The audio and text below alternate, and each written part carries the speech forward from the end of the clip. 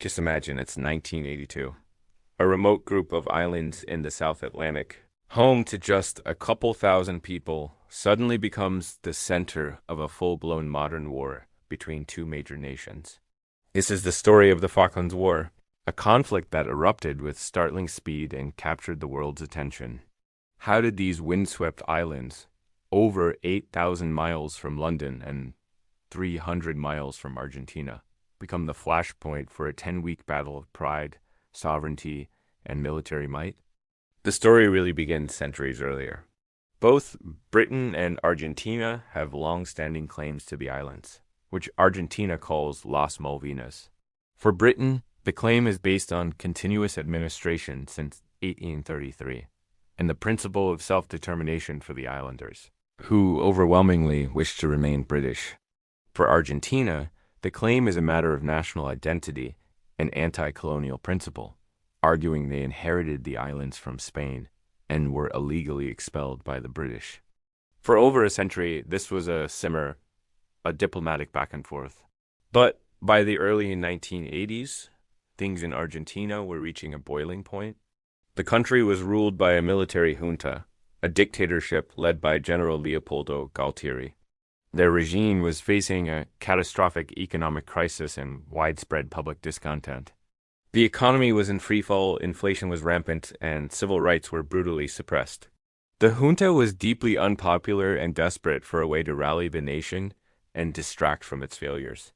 Seizing Las Malvinas seemed like the perfect solution. They believed it would be a popular, patriotic move that would unite the country behind them. They also made a massive miscalculation. They assumed Great Britain, under Prime Minister Margaret Thatcher, wouldn't fight back. They saw a Britain in decline, a former empire shedding its colonial past, and they believed that a swift military takeover would be met with, at most, diplomatic protest. They couldn't have been more wrong. On April 2nd, 1982, Argentine forces launched a surprise invasion, codenamed Operation Rosario. They quickly overwhelmed the small garrison of British Royal Marines. Back in Argentina, the news was met with euphoric celebrations. Crowds filled the Plaza de Mayo in Buenos Aires, waving flags and cheering for Galtieri. The gamble seemed to have paid off. The nation was united. In London, the reaction was one of shock and outrage. The House of Commons held an emergency Saturday session, a rare event where the mood was furious. How could this have happened? Prime Minister Margaret Thatcher, already known as the Iron Lady, was in a precarious political position herself.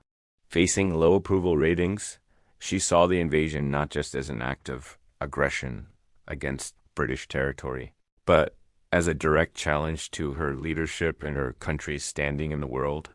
Her decision was swift and uncompromising. The islands would be retaken. Within days, Britain assembled a massive naval task force, a scale of force not seen since the Suez Crisis decades earlier. It was a logistical marvel. Aircraft carriers, destroyers, frigates, cruise liners requisitioned as troop ships, over 100 vessels set sail on the 8,000-mile journey south.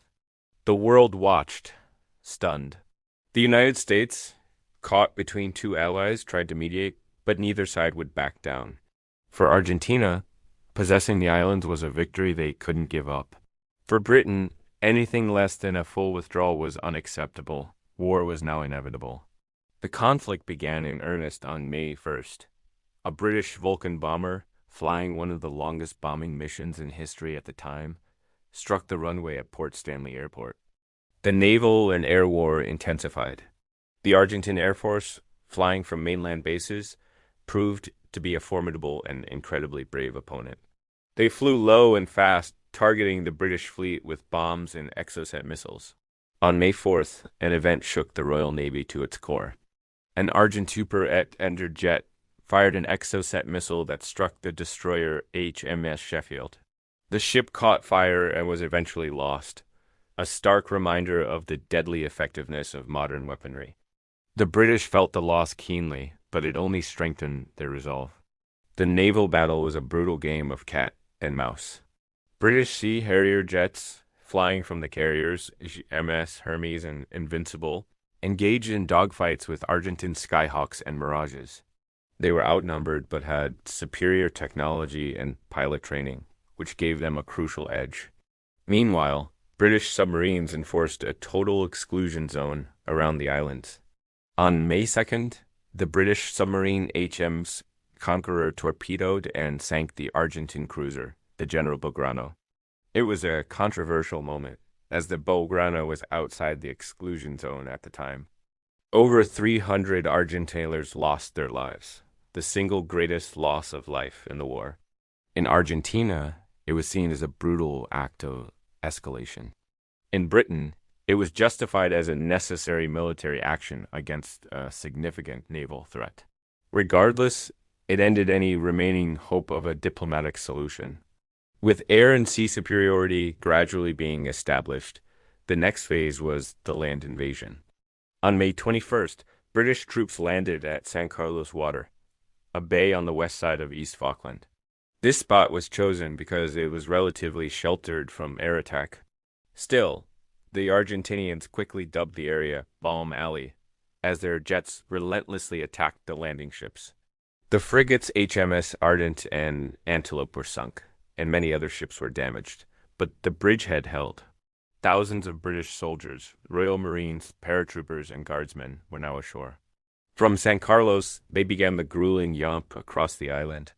Loaded with incredibly heavy equipment, they marched across the boggy, freezing, and unforgiving terrain towards the capital, Port Stanley.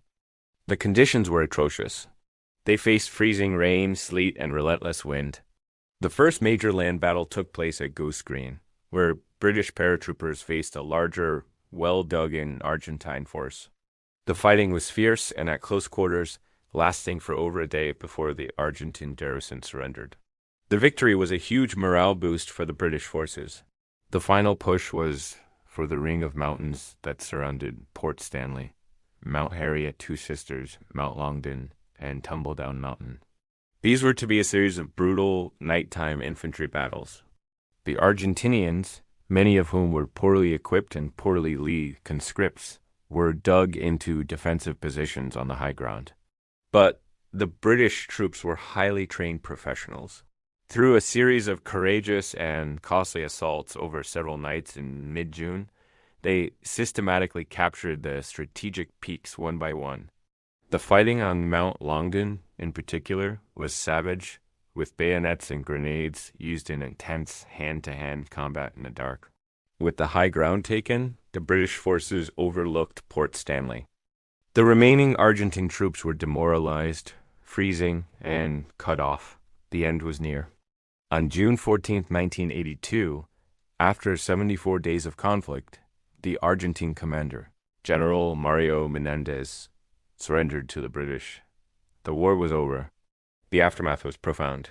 For Britain, the victory led to a surge of patriotism. Margaret Thatcher's popularity soared, and she went on to win a landslide victory in the next general election. The war reaffirmed Britain's military capabilities and its place on the world stage.